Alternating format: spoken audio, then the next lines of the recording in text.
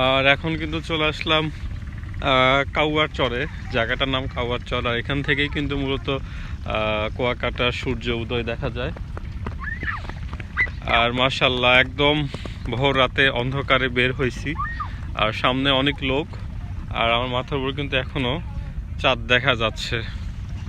আলহামদুলিল্লাহ, এই তো এখানে চাঁদ এখনো দেখা যাচ্ছে। আর সূর্য উদয় হবে সেই কিন্তু ভোর রাতে আমরা রওনা দিয়েছি এই সুন্দর উপভোগ দেখার জন্য, সূর্য উদয়।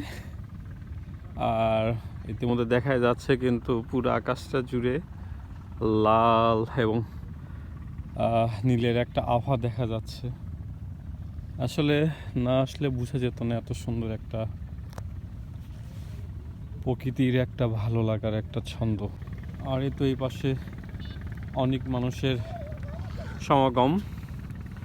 আর সূর্য উদয় হচ্ছে, সূর্য উদয়ের ঠিক পূর্ব মুহূর্তেই দাঁড়িয়ে রয়েছি।